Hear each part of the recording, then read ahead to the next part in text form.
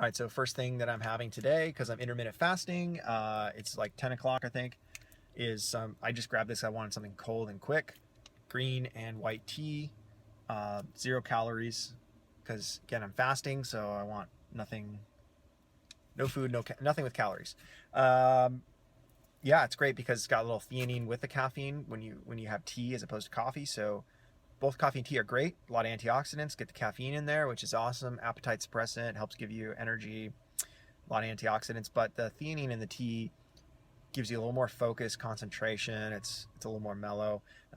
When I feel like I want to go ham, coffee it is. So for now, tea.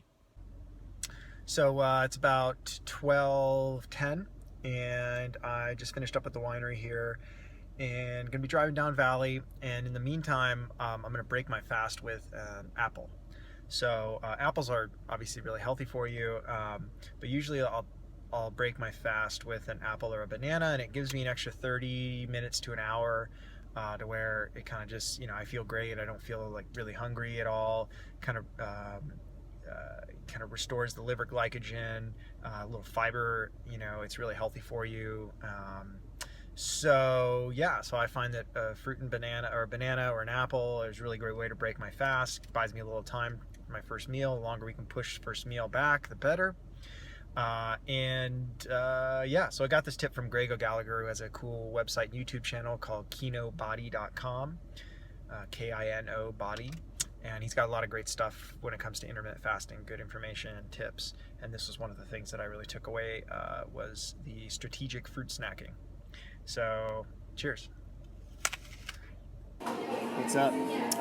So I got held up and I decided to stop in to grab something to eat here at Heritage Eats in Napa, which is like Chipotle, but a little bit higher quality ingredients. And real simple, I went with good shot here. So, you can see that. Got 8 ounces of really good Wagyu beef, some cheese, because why not, salad, salsa, and baked cauliflower. This stuff is so good.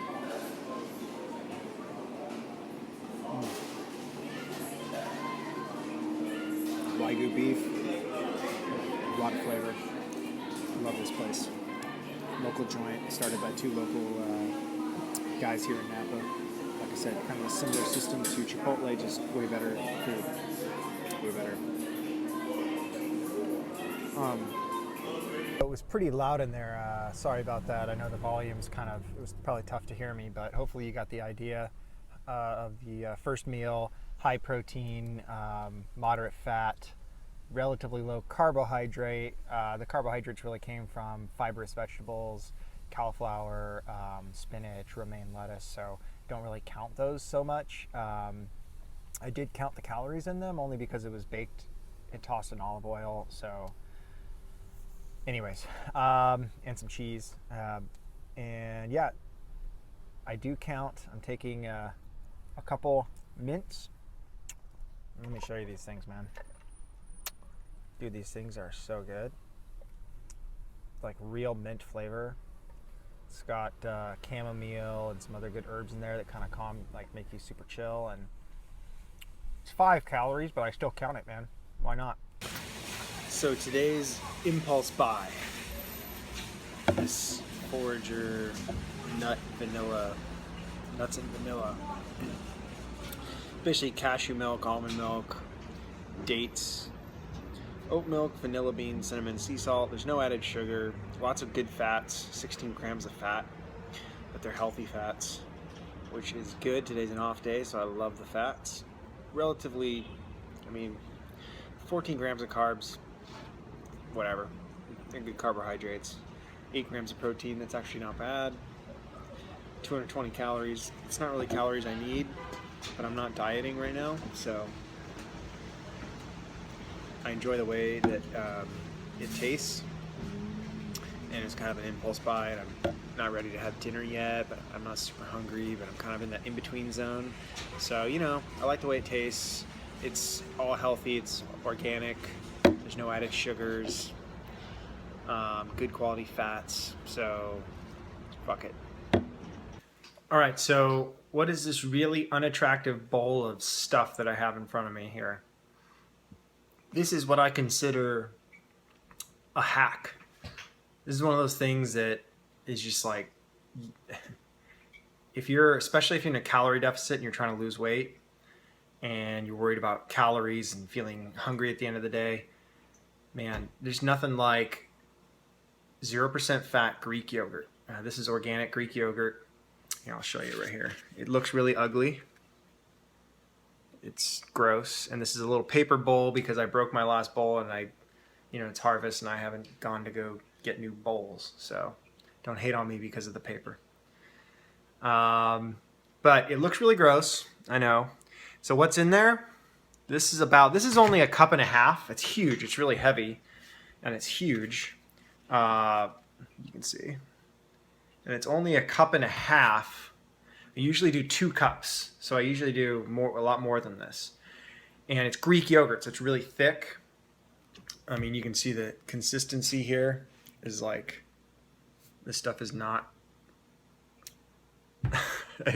So I know it looks really gross, but it actually tastes delicious.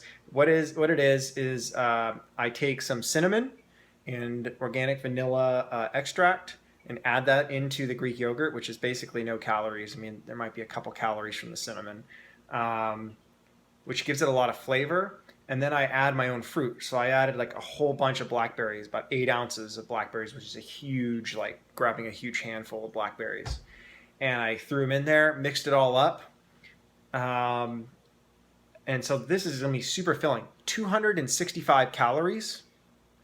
This is going to be extremely filling because the consistency of the yogurt, the texture, sweetness, and the deliciousness, and the fiber, and everything in the fruit, and the flavor of the cinnamon and vanilla. 265 calories, no fat, very low carbohydrate because blackberries are super low carbs. I think 35 or 36 grams of protein. I mean, that. All right, so dinner time. Just did something super quick. This does not look pretty, just like my last food that I had. The Greek yogurt thing did not look terribly pretty, but I don't care because I'm not on a Food Network cooking show. So I just kind of basically made a big ass salad.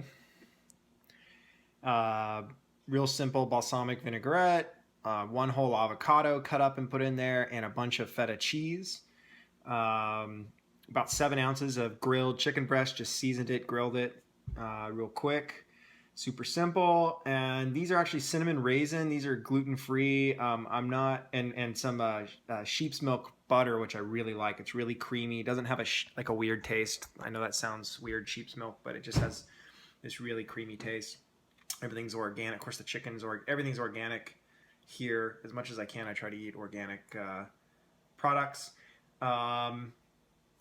Yeah, and the cinnamon raisin bread, it's gluten-free. I'm not allergic to gluten, but I did an elimination diet, and out of all things, like when I eliminated gluten, I felt much better. So, and I do notice when I eat a lot of gluten that it just doesn't sit well with me. So I can still eat gluten. That's no problem. I just eat it sparingly and try to substitute some gluten-free options in if I can, but it's not a big deal.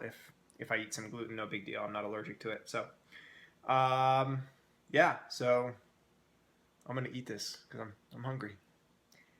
Cheers. So I had a little bit less chicken breast than I thought I did. So my calories and protein were a little low, and I had extra carbs. So peanut butter on one of these like rice cake things, which I actually think are delicious. So this will be the final food of the day. Overall today I'm around 2,500 calories, which is technically it's probably somewhere between 150 to 200-ish calories below. So I'm actually technically in a deficit today, so losing weight today.